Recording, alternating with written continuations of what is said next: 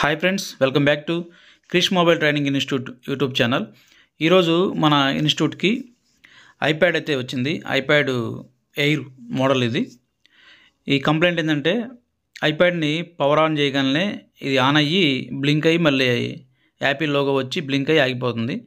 Already battery complaint ఏమో అని చెప్పి బ్యాటరీ కూడా చేంజ్ చేశారు వేరే టెక్నీషియన్. అయితే ఆ ఐప్యాడ్ని మనకట్ట తీసుకురావడం జరిగింది. మనం దాన్ని ప్రాబ్లం రెక్టిఫై చేసి సాల్వ్ చేయడం జరిగింది. అది మీ ముందుకు తీసుకొస్తున్నాను.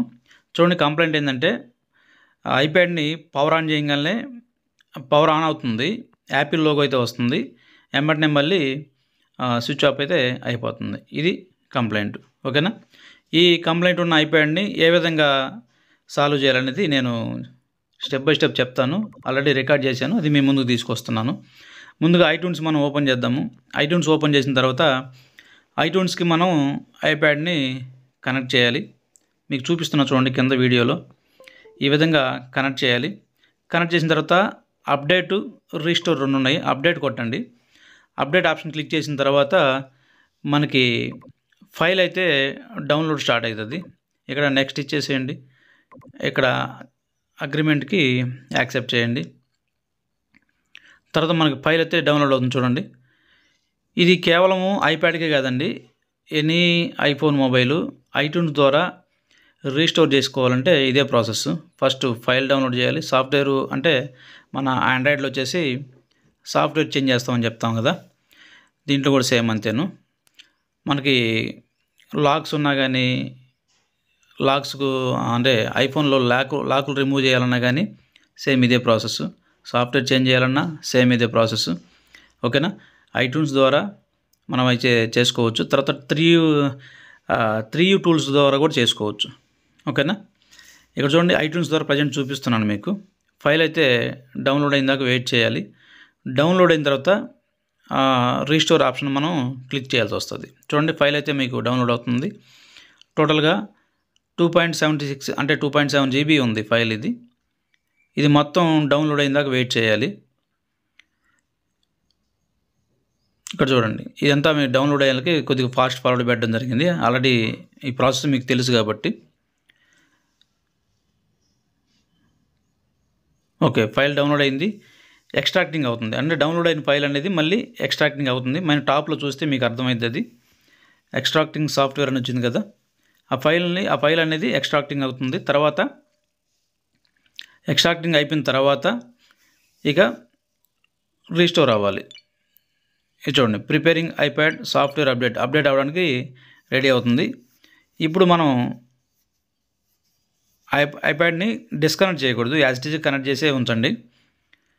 కనెక్ట్ చేసి ఉంటే అప్పుడు రీస్టోర్ అయితే మనకి అవుతుంది.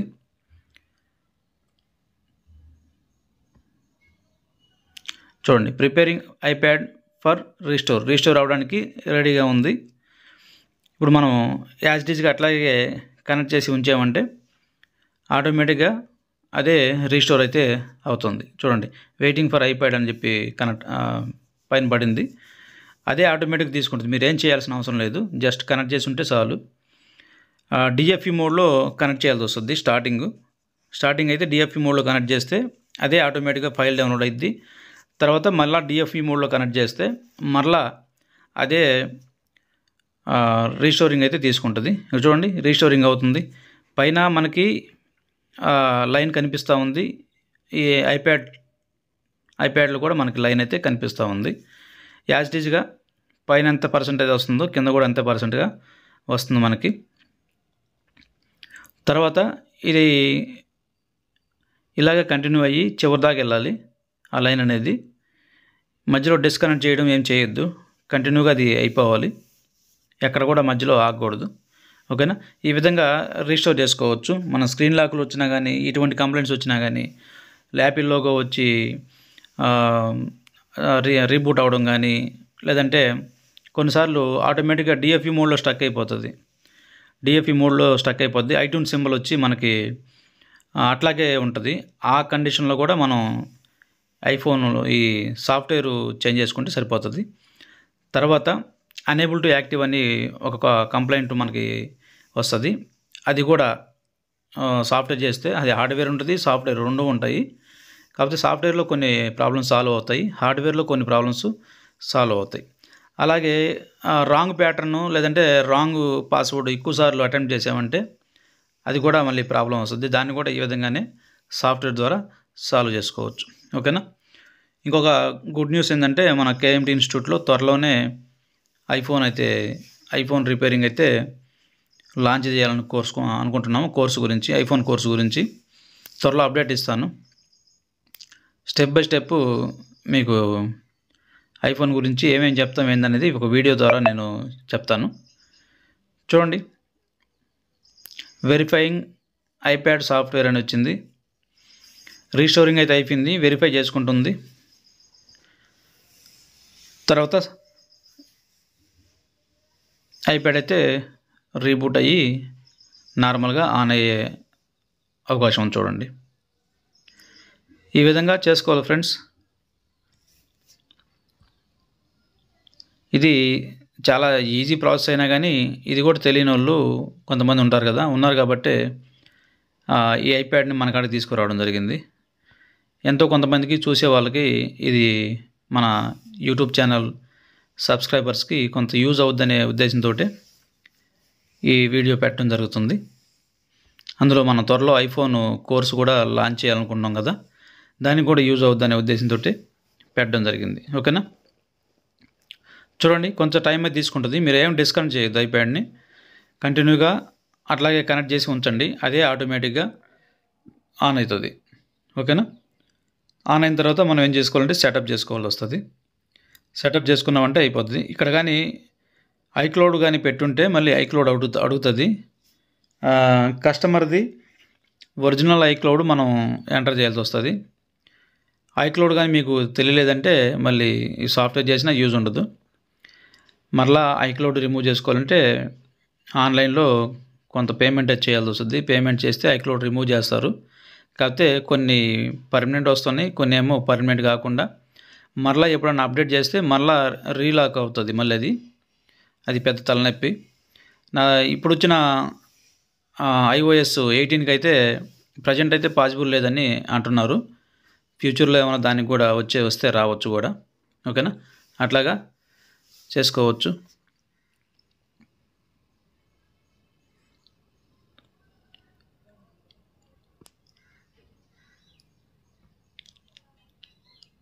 చూడండి, కొంచెంసేపు వెయిట్ చేయాలి. మొత్తం అది లోపల యాప్స్ అన్నీ కూడా మనకి లోడ్ అవ్వాలి కదా. లోపల ఇప్పుడు దాకా మనం సాఫ్ట్వేర్ చేసిన తర్వాత లోపల ఉన్నాయి మొత్తం మనకి లోడ్ అవ్వాలి. ఓకేనా. లోడ్ అయిన దాకా మీరు ఏమి డిస్కనెక్ట్ చేయొద్దు. మొత్తం అదే లోడ్ అయిన తర్వాత మొబైల్ నార్మల్గా ఐప్యాడ్ నార్మల్గా ఆన్ అవుతుంది. ఓకేనా. దీనికి టచ్ అయితే రిమూవ్ చేయడం జరిగింది. ఆల్రెడీ మన దగ్గర తెచ్చిన టెక్నీషియన్ అలాగే తీసుకొచ్చాడు. తర్వాత టచ్ అంటే ఇది పూర్తిగా ఆన్ అయిన తర్వాత టచ్ ఇన్సర్ట్ చేసి మళ్ళీ సెటప్ చేయడం జరిగింది.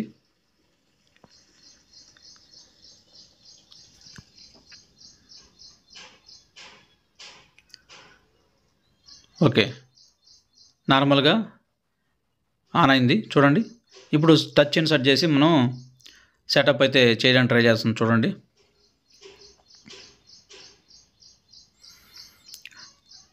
స్టెప్ బై స్టెప్ సెటప్ అయితే చేసుకోవాలి.